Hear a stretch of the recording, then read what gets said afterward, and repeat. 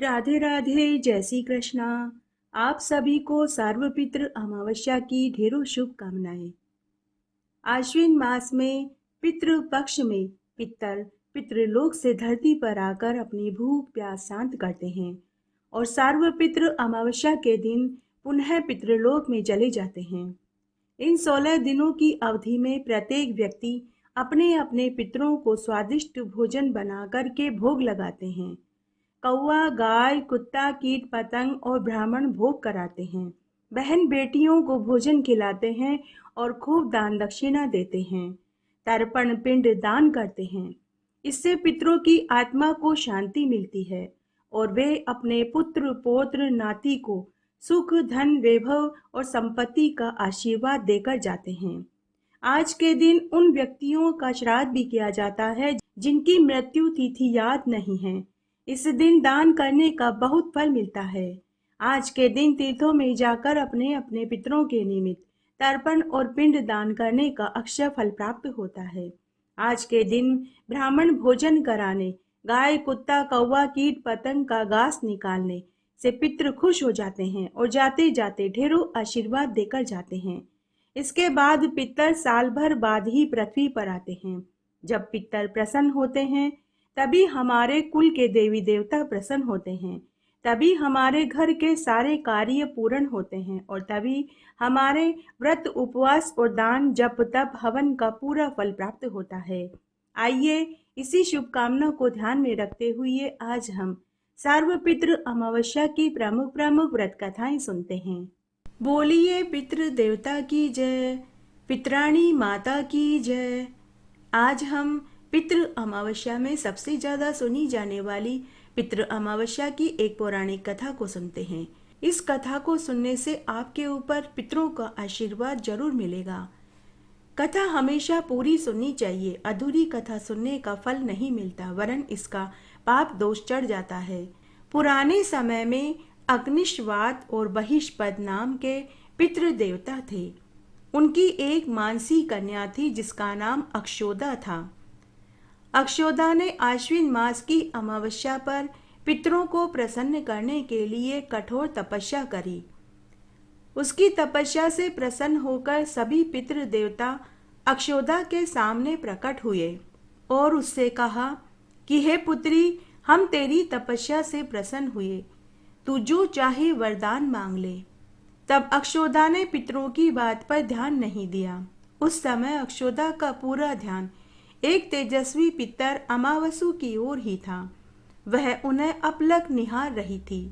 पितरों के बार बार पूछने पर भी अक्षोदा ने कोई उत्तर नहीं दिया।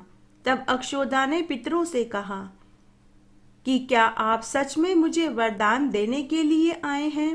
तब अमावसु ने कहा कि तुमने कठोर तपस्या करी है, तुम वरदान का अधिकार रखती हो। यह सुनते ही अक्षोदा ने अमावसु से कहा कि अगर आप मेरी तपस्या से प्रसन्न हैं और मुझे वरदान देना ही चाहते हैं तो मैं आपके संग आनंद विहार करना चाहती हूँ। अक्षोदा की यह बात सुनकर सभी पितृ देवता क्रोधित हो गए। उन्होंने उसी समय अक्षोदा को शाप दिया कि तुम पितृलोक से पतित होकर पृथ्वीलोक पर चली जाओ। यह सुनकर अक्षोदा को अपनी गलती का एहसास हुआ। वह अपनी गलती पर पश्चाताप करते हुए क्षमा याचना करने लगी और रोने लगी। अक्षोदा के करुण रुदन को सुनकर पितरों को उसके ऊपर दया आ गई। उन्होंने कहा कि तुम मृत्युलोक में मत्स्य कन्या के रूप में जन्म लोगी और भगवान ब्रह्मा के वंशज महर्षि पराशर तुम्हें पति रूप में प्राप्त होंगे और तुम्हारे गर्भ से भगवान वेदव्यास जी जन्म लेंगे। उसके बाद तुम शाप मुक्त होकर पुनः पितृलोक में आ जाओगी। उस समय सभी पितरों ने अमावसु की प्रशंसा करी और वरदान दिया कि आपने सौंदर्य और स्त्री के आगे अपने मन को भटकने नहीं दिया। आप अपने संयम और नियम पर टिके रहे, इसलिए आज से यह तिथि आपके नाम से अमावसु के नाम से जानी जाएगी। मान्यता है कि तभी से यह दिन पितृ मोक्ष अमावस्या के रूप में प्रसिद्ध हुआ। सर्वपितृ अमावस्या को कई नामों से जाना जाता है। इसे महालय अमावस्या, पितृ अमावस्या और सर्वपितृ अमावस्या, पितृ विसर्जन अमावस्या आदि अनेक नामों से जाना जाता है।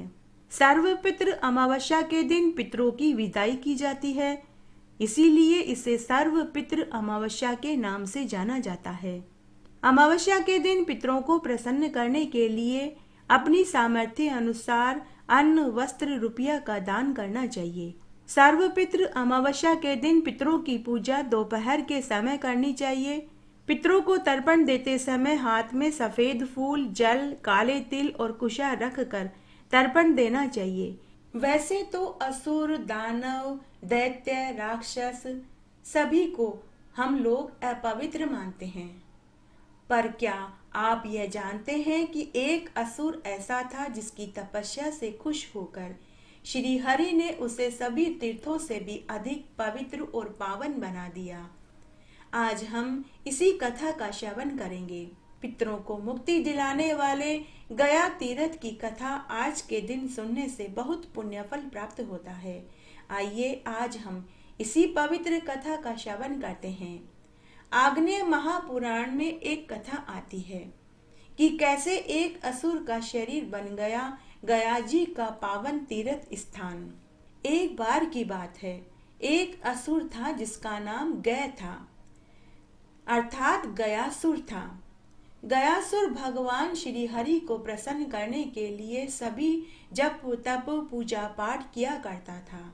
उसे तपस्या करते हुए कई बरस बीत गए। तब उसके तपस्या करने से उसके शरीर में से एक तेज पुंज निकलने लगा। उस तेज पुंज से सभी देवी देवताओं का शरीर जलने लगा। इससे परेशान होकर सभी देवी देवता भगवान विष्णु के पास गए और उनसे प्रार्थना करने लगे कि हे प्रभु, पृथ्वी पर एक असुर है, वह कई वर्षों से आपको प्रसन्न करने के लिए तपस्या कर रहा है। उसके तपस्या करने से उसके शरीर से एक तेज पुंज निकल रहा है, जिससे हम सभी देवी देवताओं का शरीर जल रहा है। अतः अब आप ही कोई उपाय कीजिए। देवी देवताओं की दयनीय स्थिति को देखते हुए भगवान श्री हरि ने उन्हें आश्वासन दिया। उसके बाद सभी देवी देवता अपने अपने लोक को चले गए। उसके बाद भगवान विष्णु गयासुर के सामने प्रकट हो गए। अपने सामने अपने आराध्य देवता को देखकर गयासुर भाव विभोर हो गया। तब भगवान विष्णु ने गयासुर से वरदान मांगने को कहा। भगवान विष्णु ने गयासुर से कहा कि हे पुत्र, मैं तेरी तपस्या से प्रसन्न हुआ, तुम अपने लिए कोई वरदान मांग लो। आज मैं तुम्हें एक वरदान देने आया हूँ।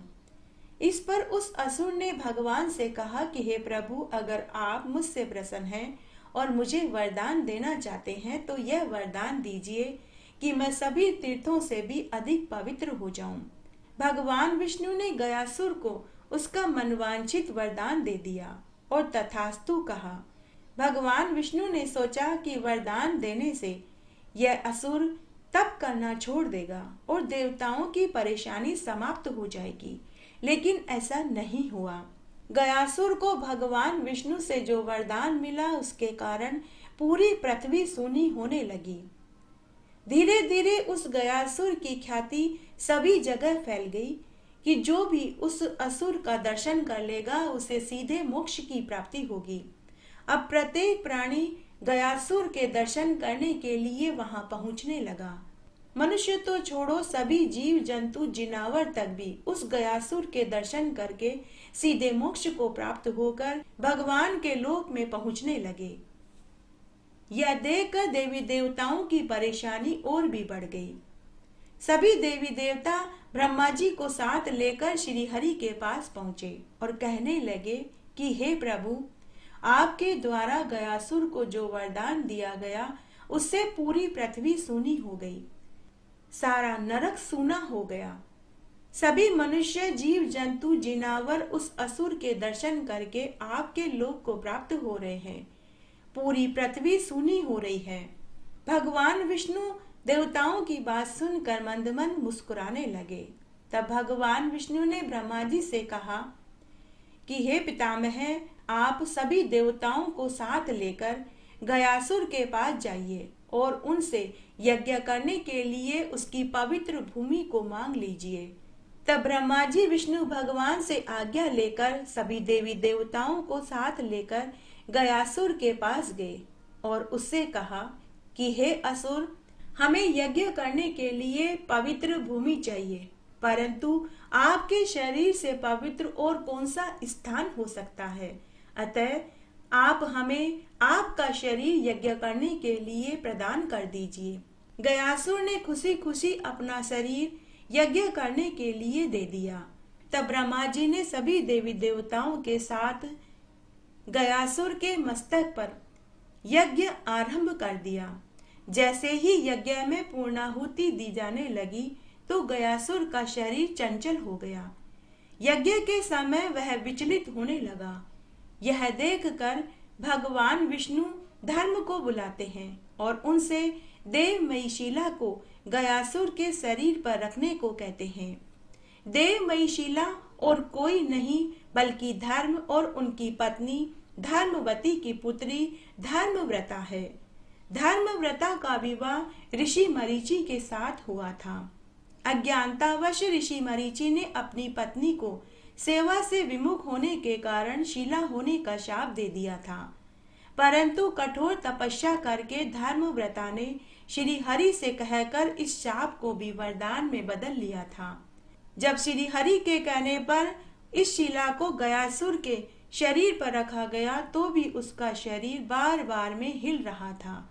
यह देखकर अन्य देवताओं के साथ रुद्र और ब्रह्मा जी भी उस शिला पर जाकर बैठ गए, लेकिन शिला का फिर भी हिलना बंद नहीं हुआ। वह देवताओं को भी अपने साथ हिलाने डुलाने लगा। यह देखकर सभी देवी देवता परेशान हो गए। पुनः वे सभी विष्णु भगवान के पास पहुंचे और गयासुर के शरीर को स्थिर रखने के लिए उनसे मदद मांगने लगे। देवताओं की प्रार्थना सुनकर स्वयं श्री हरि यज्ञ के स्थान पर पहुंचे। वे अपने गदाधारी रूप में वहां शीला और असुर दोनों को स्थिर रखने के लिए विराजमान हो गए। उनके हाथ में पकड़ी हुई गदा को आदि गदा और उनके उस स्वरूप को आदि गदाधर कहा गया। श्री हरि के वहां स्थित होते ही गयासुर स्थिर हो गया। तब गयासुर ने सभी देवी देवताओं से कहा कि हे देवी देवताओं, आपको इतना उपक्रम करने की जरूरत ही नहीं थी। अगर भगवान श्री हरि मुझे पहले ही कह देते तो मैं अपना शरीर पहले ही स्थिर कर देता।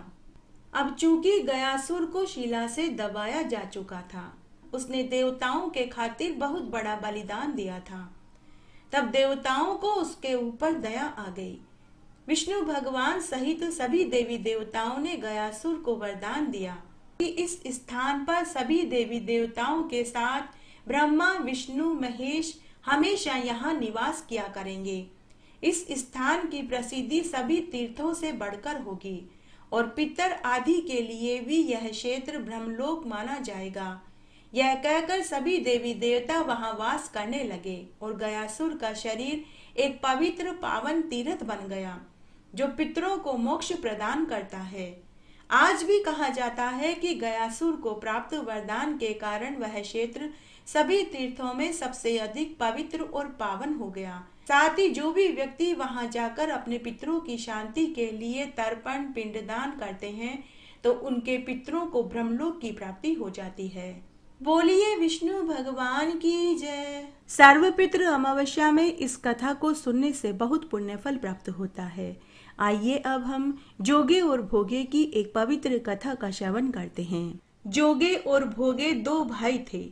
जोगे बहुत अमीर था जबकि भोगे बहुत गरीब था। जोगे की पत्नी को अपनी अमीरी पर बहुत घमंड था। भोगे की पत्नी अपने जेठ जेठानी के यहाँ झाड़ू पोछा बर्तन आदि करती थी तो बदले में जेठानी उसे ठंडा बासी भोजन खाने को दे देती थी। उसी से देवरानी का घर चलता था। जब आश्विन मास के कृष्ण पक्ष में श्राद्ध पक्ष आया तो जोगे की पत्नी श्राद्ध करने की सोचने लगी। उसने अपने पति जोगे से कहा कि हमें अपने माता पिता का श्राद्ध करना चाहिए, लेकिन जोगे ने कहा कि यह सब कुछ पैसों की बर्बादी है, मुझे इन सब बातों में विश्वास नहीं।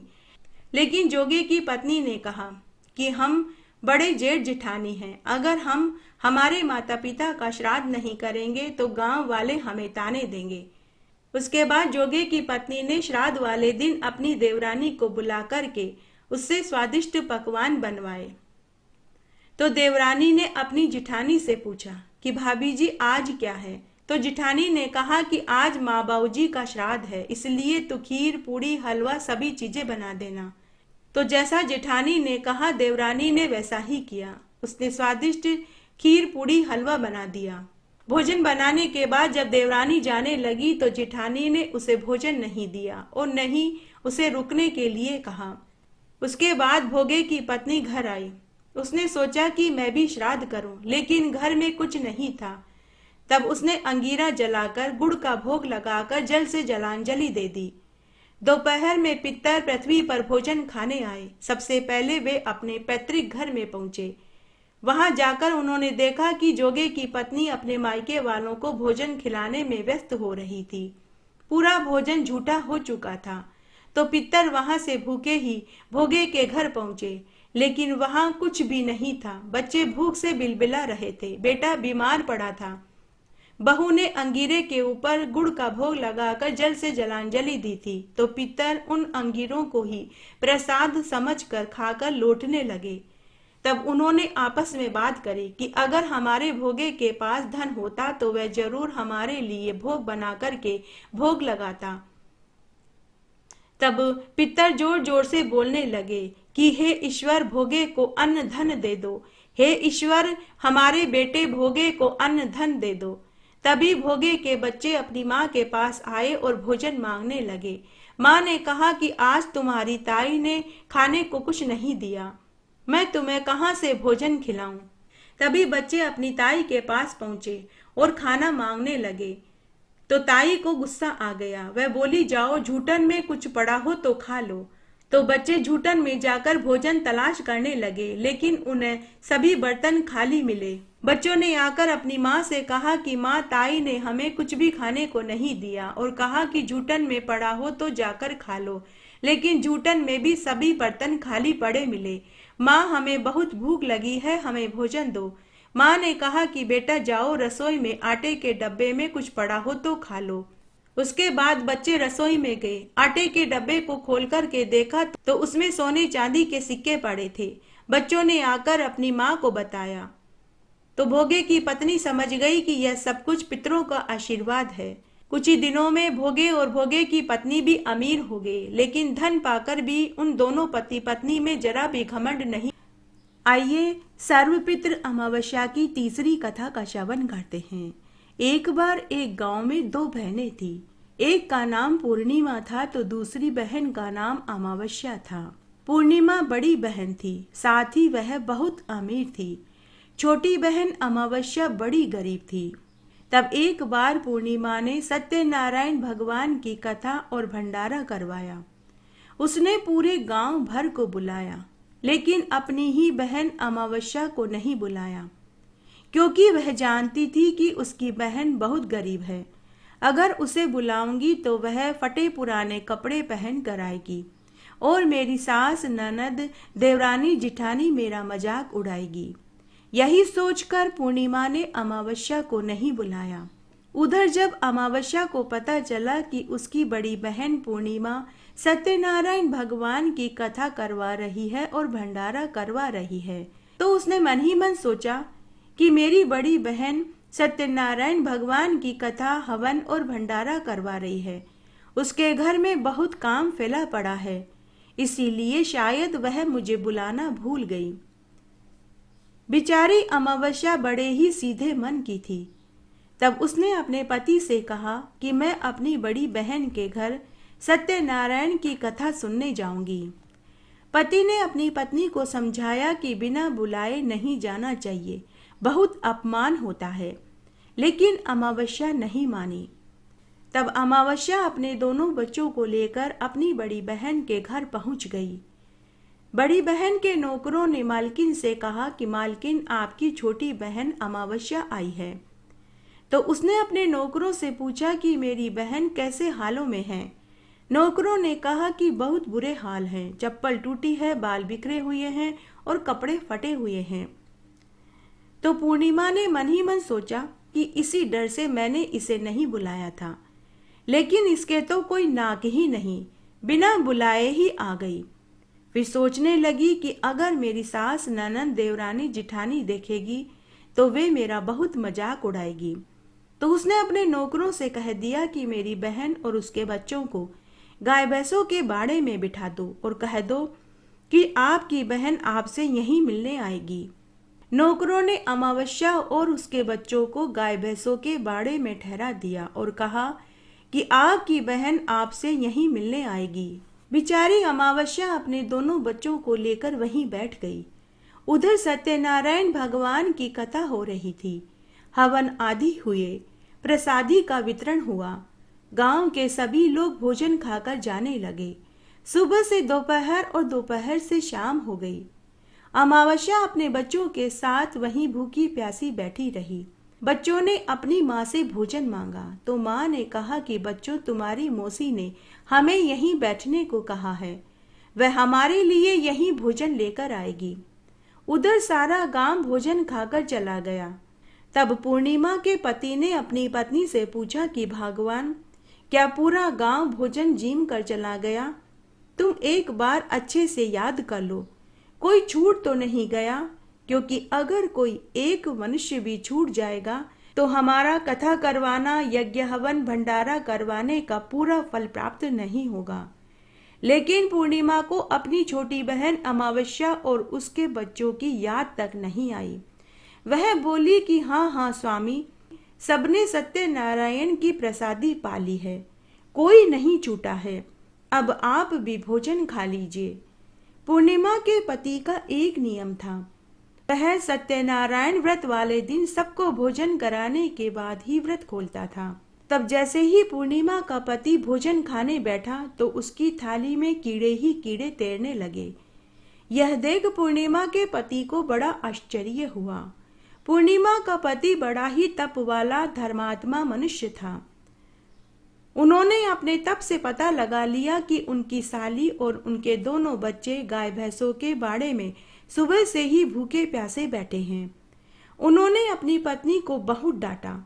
उसके बाद वे सब नौकरों के साथ भोजन की थाली में सभी तरह के व्यंजन रखे, नए नए वस्त्र और स्वर्ण आभूषण और खिलौने लेकर गाय भैंसों के बाड़े में पहुंचे। उन्होंने अपनी साली से अपनी पत्नी की तरफ से माफी मांगी और खूब मान मनोहार करके उन्हें स्वादिष्ट भोजन खिलाया। भोजन खिलाने के बाद उन्हें नए नए वस्त्र, स्वर्ण आभूषण और नए नए खिलौने और धन आदि देकर बैलगाड़ी में बैठाकर सब उनको उनके घर तक छोड़ कर के आए। फिर पुनः उसी थाली में आकर के देखा तो अब की बार वह भोजन स्वादिष्ट भोजन में बदल चुका था। पूर्णिमा के पति ने भोजन खाया। उसी दिन से भगवान ने अमावस्या को वरदान दिया कि आज से अमावस्या बड़ी और पूर्णिमा छोटी कहलाएगी। तभी से अमावस्या को बड़ी होने का वरदान मिला। बोलिए अमावस्या माता की जय। आइए सर्वपितृ अमावस्या के दिन कबीर दास जी से जुड़ी एक कथा का श्रवण करते हैं। सतयुग के जमाने की बात है। गुरु रामानंद जी ने अपने एक शिष्य कबीर दास जी से एक दिन कहा कि हे वत्स, आज श्राद्ध का दिन है, मुझे पितरों के लिए खीर बनानी है, तो तुम जाओ और दूध लेकर आओ। उस समय कबीर दास जी की उम्र 9 साल की रही होगी। वे दूध की बाल्टी लेकर चल पड़े। चलते चलते मार्ग में उन्हें एक मरी हुई गाय दिखाई दी। मरी हुई गाय को देखकर उनका हृदय दया से भर गया। उन्होंने देखा कि गांव के सभी लोग नाक मुंह सिकोड़कर नाक और मुंह पर कपड़ा रख कर जा रहे थे। किसी ने भी गाय की मदद नहीं करी। तब कबीर दास जी ने पास ही के खेत में से घास उखाड़ी और गाय के आगे डाल दिया और वहीं गाय के पास बैठ गए। जब बहुत देर तक कबीर दास जी दूध लेकर नहीं पहुंचे तो उधर गुरु को आश्रम में चिंता हुई कि श्राद्ध का शुभ मुहूर्त निकलता जा रहा है और कबीर दास अभी तक दूध लेकर नहीं आया। तब गुरुजी खुद आश्रम में से कबीर दास जी को ढूंढने निकले। थोड़ा आगे जाते ही उन्हें मरी हुई गाय के पास कबीर दास जी बैठे हुए मिले। गुरु ने कहा कि कबीर, तुम दूध लेकर आश्रम में क्यों नहीं आए? आज श्राद्ध का दिन था। आज मुझे खीर बनाकर पितरों को भोग लगाना था। शुभ मुहूर्त टल रहा था। तो कबीर दास जी बड़ी ही मासूमियत भाव से बोले कि गुरुजी, पहले ये गाय घास खाएगी तभी तो दूध देगी। गुरुजी ने कहा कि पुत्र, यह गाय तो मर गई है, यह कैसे घास खा सकती है? कबीर दास जी बोले कि गुरुजी, यह गाय तो आज मरी है। जब यह गाय घास नहीं खा सकती तो आपके पितरों को मरे हुए तो 100 साल से भी ज्यादा हो चुके हैं। फिर भला वे मरे हुए पितर आपकी खीर खाने कैसे आएंगे? यह सुनते ही गुरुदास जी का मन भी दया से भर गया। तब कबीर दास जी ने कहा, माटी का एक नाग बना के पूजे लोग लुगाया, जिंदा नाग जब घर में निकले ले लाठी धमकाया। जिंदा बाप न कोई न पूजे, मरे बाद पुजवाया, मुट्ठी भर चावल लेके कौवे को बाप बनाया। यह दुनिया कितनी बावरी है, जो पत्थर पूजे जाए, घर की चक्की को कोई न पूजे, जिसका पीसा सब खाए। कबीर दास जी के मुख से यह श्लोक सुनते ही गुरुजी का मन भी भर गया। उन्होंने उसी समय 4 आदमियों को बुलवाया और गाय को उठवाकर उसकी अंतिम क्रिया संपन्न करवाई। उसके बाद खीर बनाकर के पितरों के निमित्त भोग लगाया। जिस समय गुरुदेव ने खीर बनाकर पितरों के निमित्त भोग लगाया था, उस समय शुभ मुहूर्त टल चुका था, लेकिन फिर भी उनके उस खीर के भोग को उनके पितरों ने स्वीकार कर लिया और उन्होंने उसके ऊपर फूलों की बरसात करी। और उसी रात्रि को उनके पितरों ने रामानंद जी गुरु को स्वप्न में दर्शन देकर कहा कि हे पुत्र, कबीर ठीक कहता है, पहले जो जीवित हैं उनका मान करो और उन्हें भर पेट भोजन खिलाओ, उसके बाद हम पितरों को भोजन खिलाओ। पुत्र, आज तुमने बड़ा ही पुण्य का काम किया है। तेरे इस पुण्य से देखकर हमारा मन गदगद हो उठा। हमारा आशीर्वाद हमेशा तेरे साथ बना रहेगा। बोलिए पितृ देवता की जय, पितराणी माता की जय। धार्मिक मान्यताओं के अनुसार प्राचीन काल में एक ब्राह्मण था जिसका नाम धर्मवर्ण था। वह बहुत ही धार्मिक प्रवृत्ति का था। ऋषि मुनियों का हमेशा सम्मान किया करता था। एक बार उन्होंने किसी महात्मा के मुख से सुना कि कलयुग में भगवान विष्णु का स्मरण करने से ज्यादा पुण्य और कुछ नहीं। बस यही बात ब्राह्मण धर्म वर्ण के मन में बैठ गई, जिसके बाद उसने सांसारिक सुखों का त्याग कर दिया और संन्यास धर्म ग्रहण कर लिया। इसके बाद उसने घर बार छोड़ दिया और भ्रमण करने लगा। एक बार वह भ्रमण करते करते पितृलोक पहुंच गया, जहां उसने देखा कि उनके पितर बहुत कष्ट में थे। उनसे अपने पितरों की हालत देखी नहीं गई। तब उन्होंने पितरों से उनके कष्ट का कारण पूछा तो उन्होंने कहा कि पुत्र, तुम्हारे संन्यास लेने के कारण ही हमारी यह स्थिति हुई है, क्योंकि अब हमारे लिए कौन पिंडदान करेगा। यह सुनकर धर्मवर्ण को बहुत दुख हुआ। उन्होंने इस कष्ट से मुक्ति का उपाय पूछा तो पितरों ने कहा, अगर तुम पुनः गृहस्थ जीवन शुरू करो, संतान पैदा करो और हर अमावस्या के दिन विधि विधान से गौगास और पिंडदान करो तो हमें हमारे कष्टों से मुक्ति मिल जाएगी। तब धर्मवर्ण ने अपना सन्यासी जीवन का त्याग कर दिया और फिर से सांसारिक जीवन जीने लगा। उसके बाद जब अमावस्या की तिथि आई तो उसने विधि विधान से गौगास और काग बलि दी, तर्पण और पिंडदान करके अपने पितरों को मुक्ति दिलाई। तभी से कहते हैं कि अमावस्या के दिन अपने पितरों के निमित्त भोजन निकालकर ब्राह्मण भोजन कराना चाहिए। गाय, कुत्ता, चींटी, कीट पतंगों का भी घास निकालना चाहिए, तभी पितरों को शांति मिलती है। बोलिए पितृ पितरानियों की जय। अमावस्या की व्रत कथा। एक राज्य में एक गरीब ब्राह्मण रहता था। रुपए पैसों की तंगी के कारण वह अपनी बेटी का विवाह नहीं कर पाया। अपनी गरीबी से परेशान होकर एक दिन ब्राह्मण दंपति ने एक साधु से इसका उपाय पूछा। तो साधु ने कहा कि तुम्हारे गांव में एक धोबी और धोबन अपने बेटा बहू के साथ रहते हैं। यदि तुम्हारी बेटी रोज उस धोबन के घर जाकर उनके घर का सारा कामकाज करे और अगर वह धोबन प्रसन्न होकर तुम्हारी बेटी को सदा सौभाग्यवती का आशीर्वाद दे तो तुम्हारी कन्या का विवाह अवश्य हो जाएगा। यह सुनकर ब्राह्मण की कन्या अब रोज धोबन के घर जाकर अंधेरे में ही उनके घर का सारा कामकाज करने लगी। अब धोबन जब रोज उठती तो उसे घर का कामकाज हुआ मिलता। धोबन सोचने लगी कि आजकल बहू सुबह जल्दी ही उठकर घर का सारा कामकाज कर लेती है। उधर बहू सोचने लगी कि सासू माँ आजकल सुबह जल्दी उठकर घर का सारा कामकाज कर लेती है। तब एक दिन धोबन ने अपनी बहू से पूछा कि बहू, आजकल तुम कितने बजे सुबह जल्दी उठती हो? इतनी जल्दी उठकर तुम घर का सारा कामकाज कैसे और क्यों करती हो? तो बहू बोली कि सासू माँ, मुझे लगा कि घर का सारा कामकाज आप कर देते हो। बहू की बात सुनकर धोबन चौंक गई। अब धोबन ने निश्चय किया कि मैं पता करके रहूंगी कि मेरे घर का कामकाज कौन करके जाता है।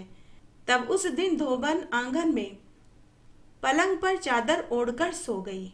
अर्धरात्रि में ब्राह्मण की कन्या धोबन के घर आई और घर का सारा कामकाज करके जाने लगी। जैसे ही वह जाने लगी तो धोबन ने उसका हाथ पकड़ लिया और पूछने लगी कि तू कौन है और क्यों तू मेरे घर का सारा कामकाज करने आती है? तुझे इसके बदले में क्या चाहिए? तो कन्या ने धोबन को साधु वाली पूरी बात बता दी। उसकी बात सुनकर धोबन को उसके ऊपर दया आ गई। तब धोबन ने अपने मांग में से सिंदूर निकाला, नखों में से मेहंदी निकाली, आंखों में से काजल निकाला और टीकी में से रोली निकाली और हथेली में जल लेकर उन सब को घोलकर ब्राह्मण की कन्या के ऊपर छींटा दिया और कहा कि जा, तू सदा सौभाग्यवती रहेगी, तेरा अटल अचल सुहाग रहेगा। उसके कुछ दिनों के बाद ब्राह्मण की कन्या का विवाह हो गया। जिस दिन ब्राह्मण की कन्या का विवाह था उसी दिन धोबन का पति मर गया, लेकिन धोबन ने हिम्मत नहीं हारी। धोबन ने अपने पति का अंतिम क्रिया नहीं करी। उसने तेल के कुंड में अपने पति को लिटा दिया। दूसरे दिन अमावस्या थी।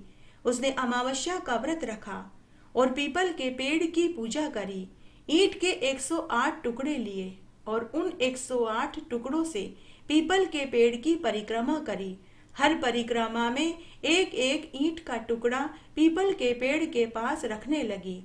अमावस्या का व्रत रखने और पीपल के पेड़ की पूजा करने और 108 परिक्रमा देने से धोबन का पति जीवित हो गया। दूसरे दिन वही साधु धोबन के घर अमावस्या का दान मांगने गया तो धोबन ने साधु से कहा कि मैंने जो भी दान दिया पीपल के पेड़ के पास रखा हुआ है, आप जाकर वहां से ले लो। साधु जब पीपल के पेड़ के पास गया तो उसे वहां ईंट के 108 टुकड़ों की जगह सोने के 108 सिक्के मिले। साधु ने उन सिक्कों को अपनी झोली में भरा और वापस धोबन के घर आया और बोला कि बहन, तुमने तो इतना दान करा है, इस दान का हक तो तुम्हें भी पड़ता है। मैं तो केवल 1/4 दान लूंगा, बाकी सब तुम्हारा है। धोबन ने कहा कि हे साधु महाराज, यह सब आपके भाग्य का है, इसे आप रखिए। जब गांव वालों को इस बात का पता चला तो सभी धोबन के पास आकर मावस के महात्म्य को पूछने लगे। धोबन ने सभी गांव वालों को अमावस्या के व्रत की महिमा सुनाई। उसके बाद जब अमावस्या तिथि आई तो धोबन के साथ सभी गांव वालों ने अमावस्या का व्रत रखा। इसके फल स्वरूप अमावस्या का व्रत करने से सभी को धन धान्य पुत्र पौत्र का सुख मिला और वे सभी इस जीवन का सुख भोग कर मरने के बाद बैकुंठ को प्राप्त हुए। बोलिए अमावस्या के देवता की जय। सभी कथा कहानियों के साथ में गणेश जी की कहानी जरूर सुननी चाहिए। आइए सबसे पहले हम गणेश जी की कहानी सुनते हैं। एक बार एक ब्राह्मण था। वह रोज सुबह उठकर गंगा जी में नहाने जाता और घर आकर गणेश जी की पूजा पाठ करता, परंतु उसकी पत्नी को ब्राह्मण की पूजा पाठ करना अच्छा नहीं लगता। वह हर रोज ब्राह्मण से कहती कि आप सुबह सवेरे ही पूजा करने बैठ जाते हो, मुझे घर का कामकाज करना होता है, झाड़ू बुहारी करनी होती है, और आप रोज बीच आंगन में अपनी पूजा की सामग्री फैलाकर बैठ जाते हो। मुझे यह पसंद नहीं। लेकिन ब्राह्मण अपनी पत्नी की बात का कोई जवाब नहीं देता। तब एक दिन की बात है, ब्राह्मण गंगा जी में नहाने गया तो पीछे से उसकी पत्नी ने गणेश जी की मूर्ति को छिपा दिया।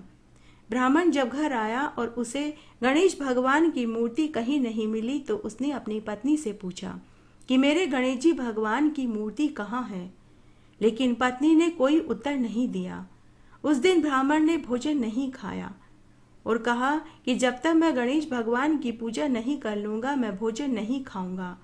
ब्राह्मणी ने अपने पति को बहुत समझाया कि खाना खा लो, भोजन से क्यों नाराज होते हो, परंतु ब्राह्मण ने भोजन नहीं खाया और वह रोने लगा। इस तरह दोनों पति पत्नी में लड़ाई हो गई। यह देखकर गणेश जी भगवान की मूर्ति हंसने लगी। तब ब्राह्मणी ने गुस्से में आकर कहा कि तुम्हारी मूर्ति वहां पड़ी है। जैसे ही मूर्ति मिल गई तो ब्राह्मण खुश हो गया। उसने गणेश भगवान की पूजा करी।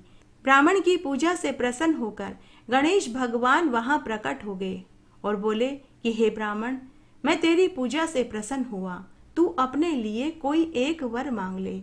तब ब्राह्मण ने कहा, अन्न मांगू, धन मांगू, जितना दुनिया में सुख है सो मांगू।